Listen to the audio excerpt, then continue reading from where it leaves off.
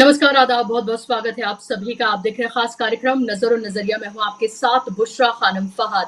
महाराष्ट्र की सियासत में फिलहाल भूचाल आया हुआ है। जब पूरा देश कल विजयदशमी का त्योहार मना रहा था, उसी वक्त कांग्रेस के पूर्व कद्दावर नेता और मौजूदा एनसीपी अजीत पवार गुट के नेता बाबा सिद्दीकी के ऊपर ताबड़तोड़ गोलियां चलाई गईं। वो भी मुंबई के पॉश इलाके, जो सबसे पॉश इलाके हैं उनमें से एक बांद्रा में, जब वो अपने बेटे के दफ्तर से बाहर आ रहे थे, अपनी गाड़ी में बैठे हुए थे, उनके ऊपर ताबड़तोड़ गोलियां चलाई गई, जो कि दो उनके पेट में, एक उनके सीने में लगी। उनको लीलावती अस्पताल में भर्ती कराया गया, जहां उनकी मृत्यु हो गई। उसके बाद से ही पूरे महाराष्ट्र में सियासी भूचाल आया हुआ है। महाविकास अघाड़ी से लेकर तमाम जो दल हैं, उन्होंने इसको लेकर बड़े सवाल खड़े कर दिए हैं और सवाल खड़े होना लाजमी भी है। खासतौर पर कानून व्यवस्था को लेकर सवाल उठ खड़े हुए हैं, क्योंकि बाबा सिद्दीकी कोई छोटे-मोटे या छुटभैये नेता नहीं थे, बल्कि उनका एक अपना ऑरा था। बाबा सिद्दीकी एक बड़े न सिर्फ कद्दावर नेता थे, बल्कि बड़े सोशल वर्कर थे और उनके ताल्लुकात किस तरह से बॉलीवुड से थे, वो भी किसी से छिपे नहीं है। बॉलीवुड का आप कोई भी बड़ा नाम लीजिए, शाहरुख खान, सलमान खान से लेकर तमाम बड़े नाम आप लीजिए, वो उनकी पार्टियों की रौनक हुआ करते थे और उनसे बहुत ही घनिष्ठ मित्रता थी। अब ऐसे में जब से ये इंसिडेंट सामने आया है, जिस तरह से उनकी जान गई है, जिस तरह से उनकी जान ली गई है, उसके बाद से ही अब कई तरह के सवाल उठ खड़े हुए हैं। महायुति ने, यानी कि महाविकास अघाड़ी ने, माफ कीजिएगा, कुछ देर पहले प्रेस कॉन्फ्रेंस की और प्रेस कॉन्फ्रेंस में साफ तौर पर कानून व्यवस्था को लेकर तो सवाल खड़े ही किए और इसके अलावा उन्होंने साफ तौर पर यह भी कहा है कि देवेंद्र फडणवीस को इस्तीफा देना चाहिए। ये सब कुछ जब हो रहा है जब महाराष्ट्र चुनाव की तैयारियां कर रहा है। किसी भी वक्त इलेक्शन कमीशन महाराष्ट्र की चुनाव की तारीखों का ऐलान कर सकता है। ऐसे में क्या महाराष्ट्र वाकई में तैयार है चुनावों के लिए, जब मुंबई के सबसे पॉश इलाके में इतने कद्दावर नेता, इतनी बड़ी पर्सनालिटी को तीन लड़के जो कि 25 दिन से रह रहे थे, रेकी कर रहे थे, वहीं मुंबई में रह रहे थे, किराए के मकान पर रह रहे थे और उनकी उम्र 18 से 22 साल बताई जा रही है, जिनमें से 2 को तो गिरफ्तार कर लिया गया है और एक को बताया जा रहा है कि यूपी से अरेस्ट कर लिया गया है और उसको मुंबई लेकर आया जा रहा है। इन तीनों का ही कनेक्शन सीधे तौर पर लॉरेंस बिश्नोई गैंग से जोड़ा जा रहा है। हालांकि लॉरेंस बिश्नोई की हम बात करें तो आपको पता है कि गुजरात की जेल में वो बंद है, लेकिन उसके बावजूद जिस तरह के उसके कनेक्शन लगातार अलग अलग इसी तरह के इंसिडेंट से जुड़ते हुए नजर आते हैं, उसको लेकर भी कई तरह के सवाल उठ खड़े हुए हैं। क्योंकि जिन 2 लड़कों को पकड़ा गया है, जिन 2 आरोपियों को पकड़ा गया है, उन्होंने साफ तौर पर ये बात कबूली है और उसके साथ साथ एक फेसबुक पोस्ट ने पूरे तरीके से हंगामा खड़ा कर दिया है, क्योंकि उस फेसबुक पोस्ट में बाकायदा तौर पर लॉरेंस बिश्नोई गैंग का जो मेंबर है, उसने ये बात कबूल की है और ये कहा है कि ये उन्हीं की गैंग की तरफ से ये किया गया है और उसमें सलमान खान को धमकी दी गई है। आपको ये पता ही होगा कि इससे पहले भी सलमान खान को लॉरेंस बिश्नोई गैंग की तरफ से धमकियां दी जा चुकी हैं। उनके घर के बाहर फायरिंग भी की गई थी। लगातार उनकी जान को खतरा बना हुआ है और उसमें सीधे तौर पर बाबा सिद्दीकी और सलमान खान के रिश्तों का जिक्र किया गया है उस फेसबुक पोस्ट में और इसको आपस में अब कनेक्ट करके देखा जा रहा है। बाबा सिद्दीकी और सलमान खान के रिश्ते बहुत नजदीकी रहे हैं, एक तरह से वो बहुत घनिष्ठ मित्र रहे हैं और हमने देखा कि जैसे ही ये खबर सामने आई, सलमान खान फौरन रात के अंधेरे में वो लीलावती अस्पताल पहुंचे उनको देखने के लिए, संजय दत्त पहुंचे, बॉलीवुड के लोगों का तांता लगा हुआ है। लेकिन सवाल ये उठ रहा है कि दिन दहाड़े ना सही, लेकिन ऐसे वक्त में जब पूरा देश विजयदशमी का त्योहार मना रहा था, पटाखों की आवाज थी, उसका फायदा उठाकर बाबा सिद्दीकी के ऊपर ये 5 राउंड फायरिंग की जाती है। 9.9 mm की बोल की गोली बताई जा रही है, जिसका इस्तेमाल किया गया है, जो उनके कार के शीशे को पार करती हुई उनके शरीर को उसने दाग दिया और पार उनके शरीर से हुई और वो इन जो जख्मी हुए उनको लीलावती अस्पताल में जब भर्ती कराया गया तो उनकी जान नहीं बचाई जा सकी, लेकिन उसके बाद से ही अब कई तरह के सवाल उठ खड़े हुए हैं। सवाल ये बड़ी साजिश की तरफ जा रहे हैं, क्या कोई ये बड़ी पॉलिटिकल साजिश है? इस तरह के भी सवाल उठ रहे हैं। सवाल ये भी उठ रहे हैं कि सरकार में वो शामिल थे, यानी कि अजीत पवार गुट के वो नेता थे, उनके बेटे जो है ज़ीशान सिद्दीकी, वो भी अजीत पवार गुट के नेता हैं, पहले वो कांग्रेस में थे। और ऐसे में अगर हाई प्रोफाइल नेता सुरक्षित नहीं है, तो क्या आम जनता को लेकर आप किस तरह से फिर ये मेक श्योर कर सकते हैं कि वो सुरक्षित होंगे? सवाल ये भी कि जिस मुंबई पुलिस को लेकर पूरे देश में उनको शाबाशी दी जाती है, उनकी कमर थपथपाई जाती है कि वो तो वर्ल्ड क्लास पुलिस है, अगर उनके रहते इस तरह से घटनाएं हो रही हैं, और इससे पहले भी 2 घटनाएं हो चुकी हैं जो पॉलिटिकल इसी तरह के मर्डर हुए हैं, वो भी हमने देखे हैं। तो अब सवाल ये उठ रहा है कि आखिर महाराष्ट्र कहाँ जा रहा है?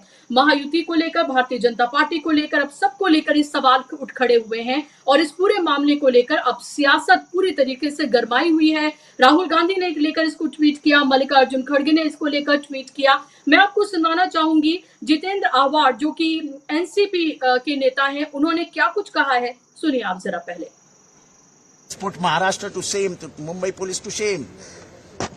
सर किस तरह से एक पुलिस बंदोबस्त में, पुलिस सिक्योरिटी में इस तरह से? अरे मैं उसकी बात नहीं कर रहा हूँ। 2 महीने से 1-2 आदमी उधर आके रहते और पुलिस को पता नहीं चलता है किस काम के लिए आए हैं, वो दररोज जाते किधर है? क्या बात? इससे पहले भी आपने सवाल उठाए थे यही सब सुरक्षा को लेके। बाकी मैं तो हमेशा बात कर रहा हूँ कि पुलिस में इंटरफियरेंस करना बंद कर दो। राजनीतिक दलों का, खास करके सत्ताधारियों का, जो पुलिस के तलाश में जो इंटरफियरेंस हो रहा है, उसके वजह से मुंबई के 12 बज गए। एक तरफ अक्षय शिंदे का इनकाउंटर होता है, उसके बाद इस तरह की घटना।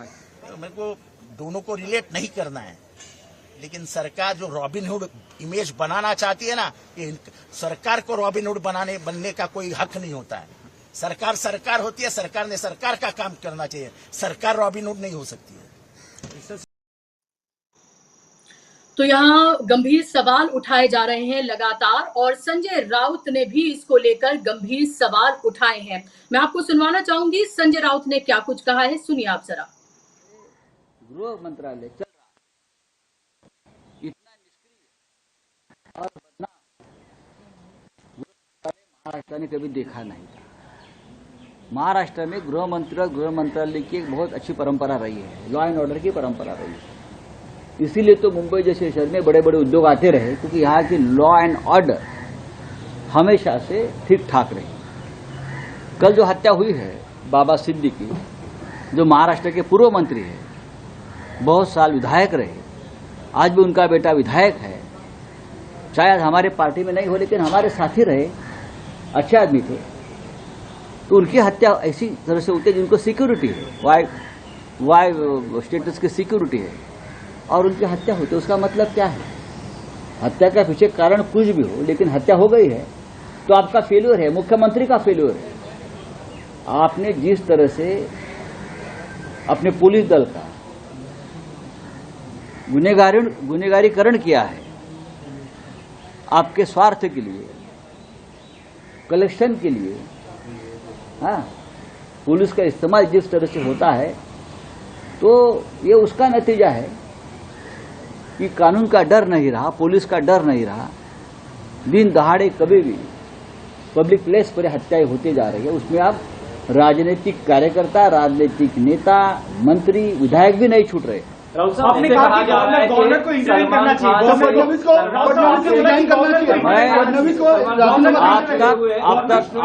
अब तक मैं ये कहता रहा हूँ, हम ये कहते रहे हैं भाई कि गृह मंत्री देवेंद्र फडणवीस पूरी तरह से फेल्यूर है, उनको इस्तीफा देना चाहिए। लेकिन बात आगे बढ़ चुकी है, अब इस्तीफा नहीं, राज्यपाल ने, गवर्नर ने हस्तक्षेप करके देवेंद्र फडणवीस को गृह मंत्री पद से हटाना चाहिए। राउत साहब, बाबा सिद्दीकी और सलमान खान की दोस्ती थी, हालांकि दिनों में दिख रहा है कि बिश्नोई गैंग सलमान खान के पीछे पड़ा है, तो क्या लगता है कोई भी किसी के पीछे पड़े उसका मतलब ये नहीं कि दिन दहाड़े हत्या हो। अगर हत्या होती है तो उनकी जिम्मेदारी गृह मंत्रालय की है। उसका मतलब मुंबई में गुंडागर्दी चल रही है, मुंबई में गैंग्स ऑपरेट हो रही है और पुलिस निष्क्रिय है, इसलिए कि जो पुलिस चाहे डीसीपी हो, चाहे एडिशनल सीपी जो मुंबई में लाकर बिठाए हैं, वो एकनाथ शिंदे के गैंग के मेंबर्स हैं। तो यहाँ पर संजय राउत ने बहुत गंभीर बातें कही हैं। उन्होंने कहा है सीधे तौर पर कि यहाँ पर राज्यपाल को इंटरवीन करना चाहिए, देवेंद्र फडणवीस को हटाना चाहिए, गृह मंत्री है, उनकी जिम्मेदारी है।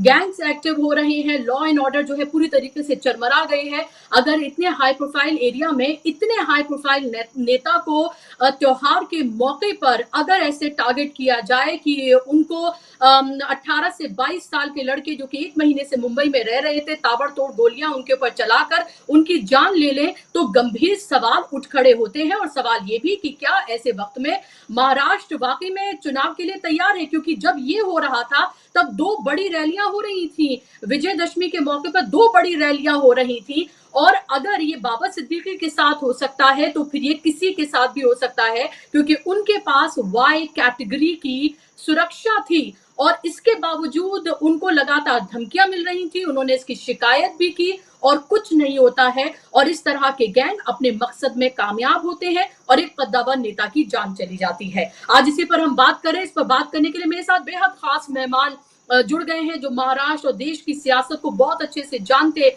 और पहचानते हैं। मेरे साथ निरंजन टाकले जी हैं, वरिष्ठ पत्रकार जिनका दशकों का पत्रकारिता का अनुभव है। निरंजन जी, बहुत बहुत स्वागत आपका कार्यक्रम में।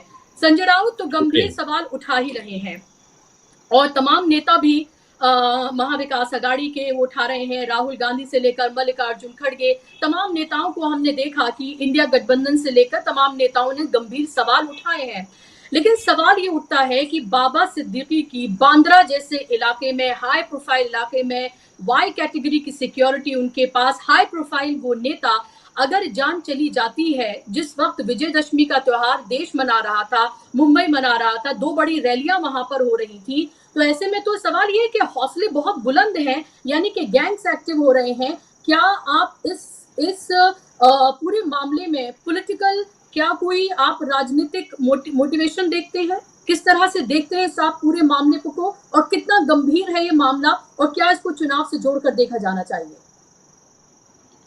जी देखिए, सबसे पहली बात तो ये है कि जैसे अभी सभी को पता है कि ये जो 2 आरोपी पकड़े गए, मतलब टोटल 4 थे।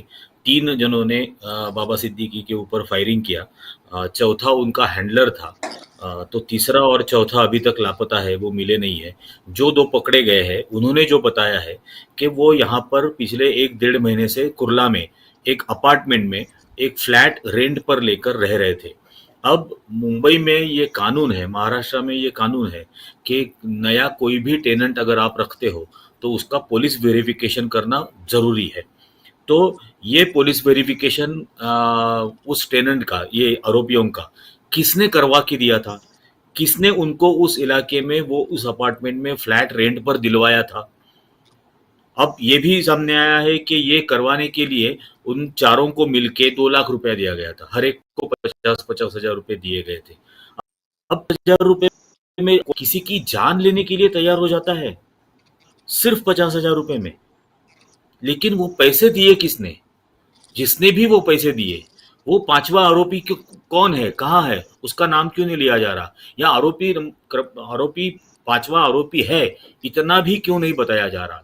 दूसरी बात, 9 mm की पिस्टल से इनकी हत्या की गई। ये बताना बहुत जरूरी है कि भारत में 9 mm की पिस्टल सिर्फ पुलिस और आर्मी ऑफिसर्स यूज करते हैं। आम लोगों को जो लाइसेंस वेपन मिलता है वो 0.32 mm का लाइसेंस वेपन मिलता है। सेल्फ प्रोटेक्शन के लिए अगर किसी ने अप्लाई किया तो सिर्फ 0.32 mm का मिलता है। 9 mm का सिर्फ पुलिस और आर्मी ऑफिसर्स पिस्टल यूज करते हैं। अब जिस कैटेगरी का वो 9 mm का इसका पिस्टल इन लोगों ने इस्तेमाल किया है और 6 गोलियां चलाई है, जिसमें से 3 बाबा सिद्दीकी को लगी, 3 कहीं और गिरी थी।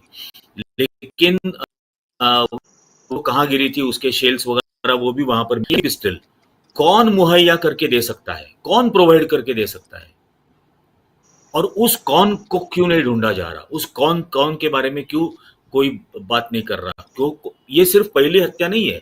2 हफ्ते पहले मुंबई में ही भाईखला एरिया जो है, वहां पर अजित पवार गुट का ही एक वहां का प्रेसिडेंट राष्ट्रवादी कांग्रेस अजित पवार गुट का, जो छगन भुजबल के बहुत करीबी माना जाता था, जिसका नाम मुन्ना कुर्मी था, उसके ऊपर भी हमला हुआ था और उस पर 84 टाइम्स 84 बार उसके ऊपर वार किए गए थे, लगभग उसके टुकड़े कर दिए थे और उसकी हत्या हुई थी।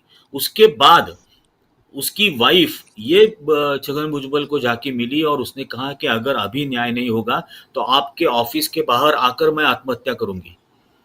तब जाकर छगन भुजबल पुलिस कमिश्नर से जाके मिले। उसमें भी 3 आरोपियों ने सरेंडर किया। उसमें अब 3 आरोपियों का हैंडलर कौन था? क्या वो बीमार पड़ा हुआ है या क्या वो किसी अस्पताल में एडमिट है? क्यों उसको पकड़ा नहीं जा रहा? आज महाराष्ट्र की डीजी जो है, director general of police, Maharashtra police की, उनका नाम है रश्मि शुक्ला। इनका ये देवेंद्र फडणवीस के बहुत करीबी है। पहले महाविकास आघाड़ी के 2.5 साल के दौरान ये बात सामने आई थी कि रश्मि शुक्ला अपोजिशन लीडर्स के फोन टैपिंग के आदेश दे चुकी थी और वो उनके फोन टैप किया करती थी। अब जो अपोजिशन लीडर्स के फोन टैप किया करती थी, जिस पार्टी के पास पेगासस जैसा सॉफ्टवेयर है, वो इन फरार आरोपियों को क्यों ढूंढ नहीं पा रहा है? क्यों उनको पता नहीं चला? इस कॉन्स्पिरेसी का पहले पता क्यों नहीं चला? अगर ये आरोपी विदाउट पुलिस वेरिफिकेशन किसी एरिया में फ्लैट लेकर रह रहे हैं, रेंट पर लेकर रह रहे, तो उसकी इंटेलिजेंस पुलिस के पास क्यों नहीं है? ये तो कुर्ला पुलिस स्टेशन के पास सबसे पहले होनी चाहिए थी, ये उन्होंने शेयर करनी चाहिए थी। ये basic intelligence gathering, basic policing जो जितेंद्र आव्हाड कह रहे थे, ये बेसिक पुलिसिंग पूरी तरह से इसमें एब्सेंट क्यों दिख रही है? आदमी के पास आप वाई कैटेगरी की सिक्योरिटी देते हो। Top most security Z category समझी जाती है, second next to top category की जो कंगना रनौत को भी दी है। Second next to top security जिसको आप देते हो, वो उसका बचाव नहीं कर पाते। बांद्रा जैसे इलाके में, which is heart of the city, heart of Bombay, और जहां नवरात्रि का दशहरे का सेलिब्रेशन वहां पर चल रहा है, जो सेलिब्रेशन, दशहरे का सेलिब्रेशन बाबा सिद्दीकी के बेटे जीशान ने प्रायोजित किया हुआ है, वो वहां पर हो रहा है। ये अपने कार्यालय से निकल के चल के गाड़ी की तरफ जाते हैं। जाहिर है वाई सिक्योरिटी उनके आगे पीछे होगी, और चलते जाते हुए गाड़ी में बैठने के बाद नहीं हुआ, चल के जब जा रहे थे तब उनके ऊपर 5-6 बार फायरिंग की जाती है। ये वाई सिक्योरिटी कर क्या रही थी? उन्होंने सिर्फ दौड़ के उनको पकड़ा, और तो इनके पास भी वेपन थे। वो तीसरा आरोपी, ये जाहिर सवाल है। और ऐसे दिन, जिस दिन शिवसेना की दशहरा रैली मुंबई में बहुत फेमस है, शिवसेना टूटने के बाद एकनाथ शिंदे भी दशहरा रैली करने लगे, जो आजाद मैदान पे साउथ बॉम्बे में हो रही थी। बांद्रा के 10 मिनट की दूरी पर दादर में उद्धव ठाकरे की शिवसेना रैली हो रही थी। यहाँ दशहरा सेलिब्रेशन पूरे महाराष्ट्र में, मुंबई में हो रहा था। ऐसे समय इतना बड़ा वाकया हो जाता है। उस सेलिब्रेशन को अलग से पुलिस सिक्योरिटी थी। जहां बाबा सिद्दीकी की हत्या हुई, वहां जो सेलिब्रेशन हो रहा था, वहां अलग से सिक्योरिटी थी, plus additional security Y category की इनके साथ थी।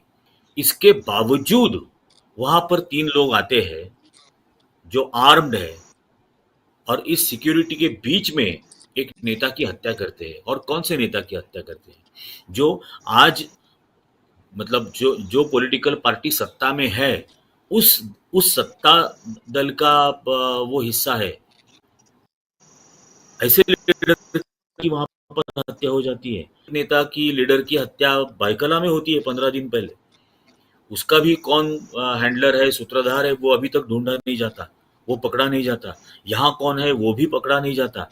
ये पूरी तरह से महाराष्ट्र की कानून व्यवस्था टूटी हुई है, और ये डेफिनेटली एक पॉलिटिकली मोटिवेटेड बातें हैं। ये जो बिश्नोई गैंग वगैरह की बात हो रही है, अभी आप मुझे बताइए, बिश्नोई गैंग के एक आदमी ने, सोनकर जिसका नाम है, लोनकर, महाराष्ट्रियन आदमी है, उस लोनकर नाम के आदमी ने फेसबुक पर पोस्ट डाल के इसकी जिम्मेदारी ली। और सलमान, अब बिश्नोई जो गैंग का लीडर है, वो गुजरात पुलिस के कस्टडी में गुजरात के जेल में है, पिछले 10 सालों से है। तो आप, मेरा सवाल सीधा है, एकनाथ शिंदे से है, देवेंद्र फडणवीस से है कि महाराष्ट्र सरकार बिश्नोई गैंग को चला रही है या बिश्नोई गैंग महाराष्ट्र सरकार को चला रहा है? इसमें कुछ एक कुछ तो सच है, या तो गैंग सरकार चला रही है या सरकार को चला रहा है, इसमें सच। इस महाराष्ट्र का कबाड़ा करके रखने वाले हैं और ऐसे डर के माहौल में चुनाव आप कराने जा रहे हो। ये सलमान खान के घर के ऊपर फायरिंग होती है, कोई पकड़ा नहीं जाता। 25 दिन से आपने वाई सिक्योरिटी प्रोवाइड की है, मतलब कोई थ्रेट परसेप्शन आपको पता है।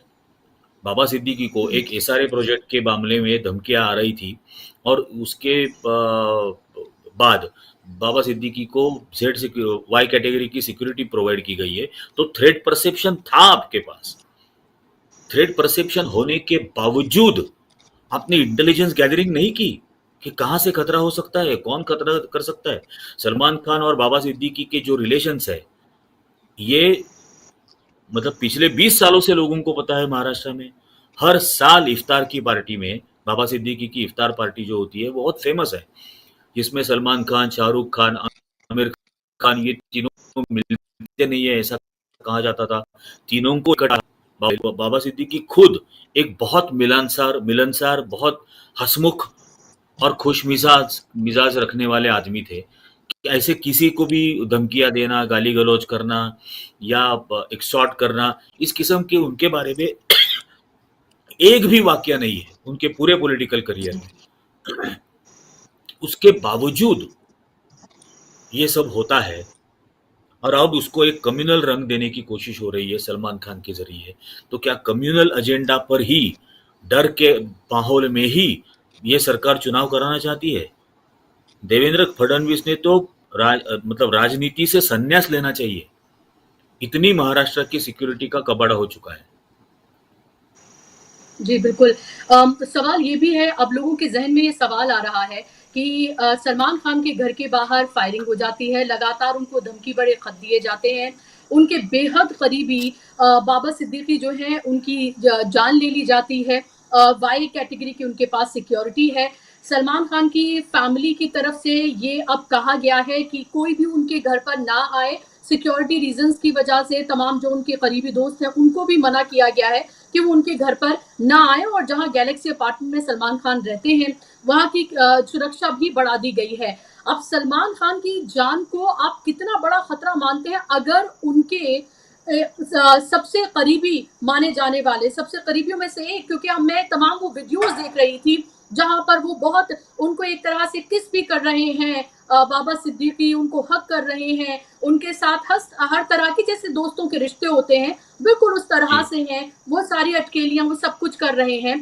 जब सलमान खान पर बुरा वक्त आया था तब उन्होंने बहुत मदद भी की थी और एक तरह से उनको लीगल असिस्टेंट भी प्रोवाइड करवाया गया था, तो इस तरह से वो उनकी एक तरह से बैकबोन भी रहे हैं और वो साफ तौर पर दिख रहा था सलमान खान के चेहरे में आंसुओं से भरी हुई उनकी आंखें। अब ऐसे में जो सुपरस्टार है सलमान खान, अब उनके लिए आप कितना बड़ा खतरा ये मानते हैं? क्योंकि अगर बाबा सिद्दीकी को वाई कैटेगरी की सिक्योरिटी में टारगेट कर मारा जा सकता है, तो सलमान खान को लेकर जिस तरह की धमकियां दी जा रही हैं वो भी तो सत्य साबित हो सकती हैं।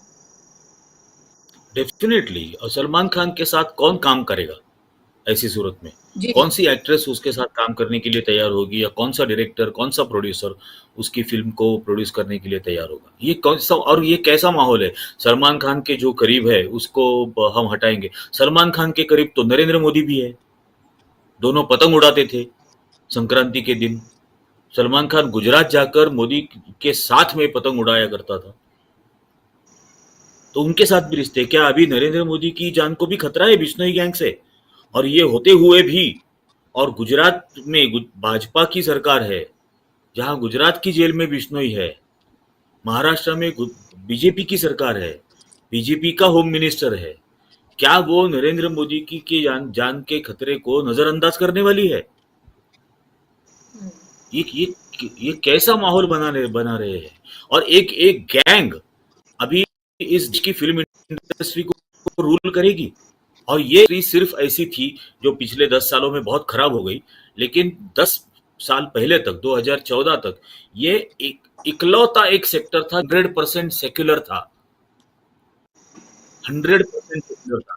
हिंदू धर्म के सबसे बेहतरीन भजन, वर्ल्ड फेमस, वर्ल्ड क्लास भजन जो है, वो जिसको शकील बदायूंवी या साहिर लुधियानी लिखा करते थे, नौशाद उसका संगीत दिया करते थे, मोहम्मद रफी गाया करते थे, या जावेद अख्तर लिखा करते थे लगान में जो भजन है, और AR रहमान ने उसको म्यूजिक दिया है, और आमिर खान ने जिस फिल्म किया, ये भारत था ना 2014 तक। तो ये बदल चुका है, और ऐसी इंडस्ट्री को तहस नहीं, एक सिर्फ एक गैंग डाल के रखना चाहती है। और वो ट्वीट में लिखा, मेरे बचपन में हमने महाराष्ट्र में राम का नाम कोई आता है सामने से तो हम जय राम थे। जी एक करने के लिए अब उनसे धमकी की जा रहा है। ये अपने भगवान की, अपने श्रद्धा की भी तौहीन कर रहे हो। इतना भी ख्याल नहीं रहा कि उस भगवान का नाम किसी कर लिया जा रहा है। और जो तुम्हारे दशहरे का फेस्टिवल, हमारे हिंदू धर्म के दशहरे का फेस्टिवल जिसमें रावण जलाया जाता है, उस फेस्टिवल को जो प्रायोजित कर रहा है उसकी आप हत्या कर रहे हो। इतने घिनौने स्तर पर पूरी राजनीति लाके रखी है। और मुझे तो डर है ये चुनाव बहुत ही रस होने वाले हैं, क्योंकि इसका आगाज ही इतने बड़े हत्या के साथ और इतनी डर के खौफ के माहौल शुरू किया जा रहा है। तो ये होगा, लेकिन अगर होगा तो 100% बदलाव भी होगा। जी, तो जिस तरफ आप इशारा कर रहे हैं, मेरा सवाल भी वही है निरंजन जी, क्या आने वाला जो चुनाव है, क्या अब तक का आप सबसे खतरनाक ये महाराष्ट्र का चुनाव होने जा रहा है? कई तरह के सवाल इसलिए उठ रहे हैं, जिस तरह से एक के बाद एक राजनीतिक जाने जा रही हैं, और खास तौर पर अजीत पवार गुट के ही ये तीनों नेता हैं, और बाबा सिद्दीकी तो कांग्रेस के बहुत कद्दावर नेता रहे हैं, 3 बार वो MLA रहे हैं। वो किस तरह से कांग्रेस के बहुत करीब रहे, और फिर उसके बाद अब हमने देखा कि वो अजीत पवार गुट में चले गए। लेकिन कहीं ना कहीं एक जो उनकी पूरी राजनीतिक जो पारी रही वो कांग्रेस में ही उन्होंने जमकर खेली।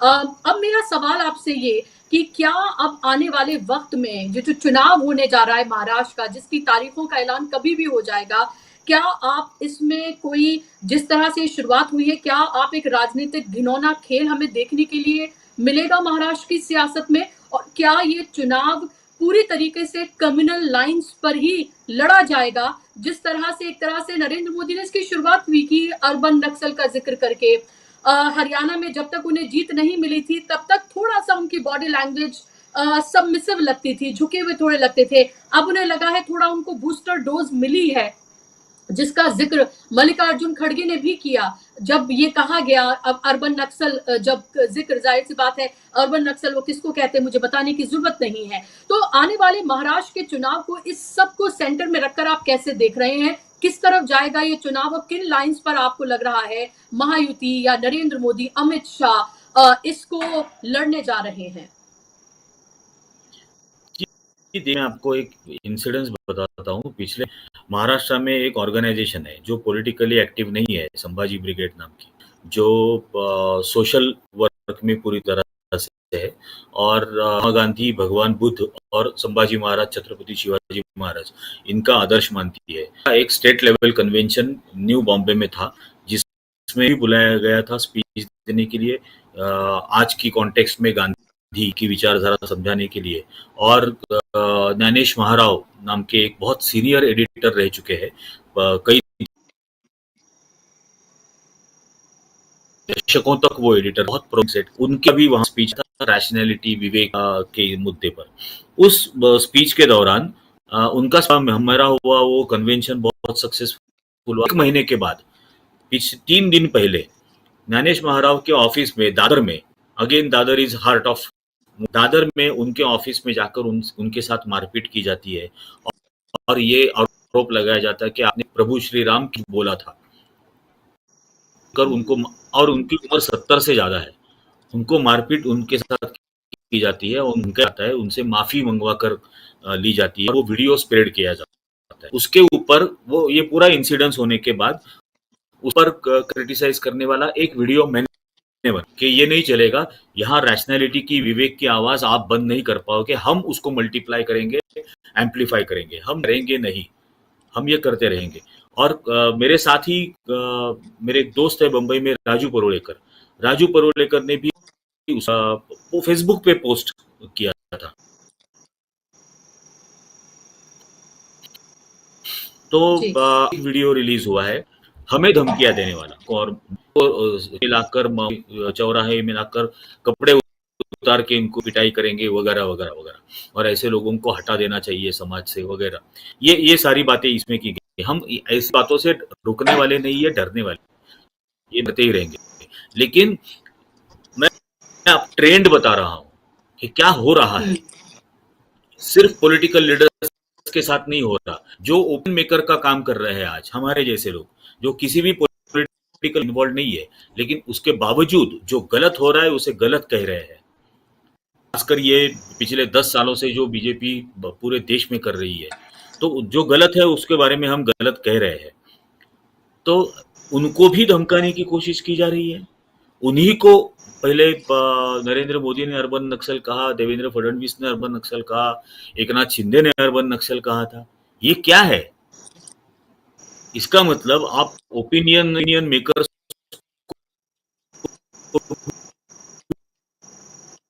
जी डरा धमका आपके करना पास चाहते हो बार कि लोगों बीच तक में सच कोई ना आपकी जाए, लोगों आवाज, तक रैशनैलिटी ना। जी आपकी आवाज बार बार बीच में ब्रेक हो रही है। लेकिन जाहिर सी बात है कि सवाल जो जी अभी निरंजन टाकले जी उठा रहे हैं वो बेहद गंभीर है। साफ तौर पर उनका ये कहना है कि ना सिर्फ पॉलिटिकल पार्टीज, ना सिर्फ जो नेता हैं उनको इस तरह से टारगेट किया जा रहा है, बल्कि वो लोग जो ओपिनियन मेकर्स हैं, जो अपनी बात को बिना डरे बिना झिझके जो जैसी है वैसे ही रखते हैं, उनको भी डराया धमकाया जा रहा है। तो इससे आप ये समझिए कि महाराष्ट्र इलेक्शन की जो पूरी सियासी टोन है वो किस तरह से सेट की जा रही है और किस तरह का मैसेज जो है वो कार्यकर्ताओं को और उनके साथ साथ जो उनकी सिस्टर ऑर्गेनाइजेशंस हैं, जो बीजेपी का हिस्सा तो नहीं है लेकिन कहीं ना कहीं उसी आइडियोलॉजी का हिस्सा है, वो किस तरह से पूरे महाराष्ट्र में माहौल खराब कर रही हैं। इससे पहले भी हमने कई इस तरह के कम्युनल इंसिडेंसेस हमने देखे हैं, घटनाएं देखी हैं महाराष्ट्र के अंदर ही, उसके अलग अलग इलाकों में। तो आप ये समझिए कि जब भारतीय जनता पार्टी को हार सामने नजर आती है तो वो अपने इन्हीं कम्युनल कार्ड्स का इस्तेमाल करती है, वो लोगों को जातियों में बांटती है, धर्मों में बांटती है और अपनी राजनीतिक रोटियां सेकती है। और उसको ये लग रहा है कि उसको ये दिखाने के लिए उसके पास कुछ नहीं है कि आखिर वो क्या करेगी, उसके पास कोई रोड मैप नहीं है, तो जाहिर सी बात है कि वो फिर से वही तमाम बातें करेगी कि अगर बटोगे तो कटोगे। और हमने देखा था मोहन भागवत का रिसेंटली, निरंजन टाकले जी, हमने वो बयान देखा था जहां वो हिंदू राष्ट्र की बात कर रहे हैं, जहां वो हिंदुओं को एकजुट होने की बात कर रहे हैं, जहां पर योगी आदित्यनाथ ने कहा कि अगर बटोगे तो कटोगे, इस तरह की बातें अगर कही जा रही हैं तो जाहिर सी बात है कि महाराष्ट्र में भी यही सब कुछ होने जा रहा है। और उस सब के बीच बिगड़ती ये कानून व्यवस्था ये भी साफ तौर पर बता रही है कि ये पूरा महाराष्ट्र का इलेक्शन किस तरफ जा रहा है। आपका लास्ट कमेंट। ये डेफिनेटली महाराष्ट्र का पूरी राजनीति और चुनाव का दिशा ये नफरत के माहौल की तरफ बढ़ रही है, इसे बढ़ाया जा रहा है ताकि ये अपनी राजनीतिक रोटियां सेकते रहे। लेकिन ये होगा नहीं, क्योंकि ये महाराष्ट्र की संस्कृति नहीं है। ये महाराष्ट्र जो छत्रपति शिवाजी महाराज, महात्मा फुले, डॉक्टर अंबेडकर की विरासत कहती है, तो डॉक्टर अंबेडकर और महात्मा फुले की विरासत ये विवेक की है, रैशनैलिटी की है। इस विरासत को इस तरह से डरा धमका कम करने की अगर कोई कोशिश करता है तो पूरा महाराष्ट्र उठ खड़ा होगा इसके खिलाफ। महाराष्ट्र ने इसके पहले दाभोलकर पानसरे की हत्या देखी है। महाराष्ट्र नहीं चाहेगा कि इस किस्म की हत्या दोबारा हो, लेकिन अगर ये करना चाहते हैं तो हम उसके लिए मरने के लिए भी तैयार है। क्या कर लेते हैं ये, लेकिन महाराष्ट्र ने नहीं देंगे। और इनका फायदा नहीं होने देंगे। जी, बड़ी बात आपने यहाँ पर कही है। महाराष्ट्र जो कि देश की आर्थिक राजधानी है, आप सोचिए कहाँ-कहाँ से इन्वेस्टर्स वहाँ पर आते हैं। महाराष्ट्र जो कि एक पीसफुल स्टेट माना जाता है, जहाँ इस तरह की घटनाएँ अमूमन नहीं होती हैं। एक दौर हुआ करता था, लेकिन वो दौर बीत गया और अब उसके बाद से हमने देखा नहीं कि महाराष्ट्र में इस तरह के गैंग्स एक्टिव हुए हों, इस तरह की घटनाएँ वहाँ पर हुई हों। लेकिन अब जिस तरह से लगातार ये जो राजनीतिक पूरा खेल चल रहा है, इसको लेकर अब गंभीर सवाल उठ खड़े हुए हैं और उसको लेकर अब जो महाविकास अघाड़ी है और तमाम जो विपक्षी नेता हैं, दल हैं, उन्होंने भी सवाल उठाए हैं और सवाल उठना लाजमी भी है। अभी अब से कुछ देर पहले जब प्रेस कॉन्फ्रेंस की गई थी तो उसमें उद्धव ठाकरे ने सीधे तौर पर ये कहा था कि मुंबई में एक ऐसा शहर है जहां पर कमिश्नर और पुलिस दो हैं, आप 5 रख लीजिए, लेकिन अगर आप कंट्रोल नहीं कर पा रहे हैं इस तरह की घटनाओं को तो फिर इसका कोई फायदा ही नहीं है। अब तक 2 लोगों को गिरफ्तार किया जा चुका है, जिनकी पेशी कोर्ट में कराई गई है और एक का बताया जा रहा है कि यूपी से उसको गिरफ्तार करके लाया जा रहा है। लेकिन ये तो सिर्फ प्यादे हैं जिनको सुपारी दी गई है। जो असल खेल का मास्टर है वो कहाँ है और कौन है, इसके बारे में पता होना बेहद जरूरी है। निरंजन जी, बहुत बहुत शुक्रिया आपका कार्यक्रम का हिस्सा बनने के लिए, अपना समय देने के लिए शुक्रिया और शुक्रिया आप तमाम दर्शकों का भी इस कार्यक्रम का हिस्सा बनने के लिए। ये मामला अब छोटा नहीं, ये मामला बेहद बड़ा और गंभीर है क्योंकि बाबा सिद्दीकी बहुत हाई प्रोफाइल नेता थे। जिस इलाके में ये हुआ है, जिन लोगों से उनके ताल्लुकात थे, वो सरकार में थे, पूर्व मंत्री रह चुके हैं, एक सोशल वर्कर हैं। अगर उनके साथ वाई कैटेगरी की सिक्योरिटी जिनके पास हो, अगर उनके साथ ये हो सकता है तो आप ये सोचिए फिर आम इंसान या फिर कोई छोटा मोटा नेता है जिसके पास इतना बड़ा सिक्योरिटी का घेरा नहीं है, उसके साथ फिर क्या क्या हो सकता है। और यही सवाल विपक्ष उठा रहा है। आने वाले दिन महाराष्ट्र की सियासत में बेहद गंभीर और चिंताजनक होते हुए नजर आ रहे हैं। देखना ये होगा ऐसे माहौल में चुनाव आयोग कैसे तारीखों का ऐलान करता है और कैसे चुनाव फिर संपन्न होते हैं और फिर आगे जब चुनावी रैलियां और सब कुछ होंगी तो किस तरह की राजनीतिक टोन जो है वो सेट होती है, जिसकी वानगी फिलहाल देखने के लिए तो कम से कम मिल ही रही है। आज के कार्यक्रम में बस इतना ही। शाम को 7 बजे रोज की तरह जुड़िए राजीव जी के साथ न्यूज पॉइंट में। मुझे दीजिए इजाजत, नमस्कार।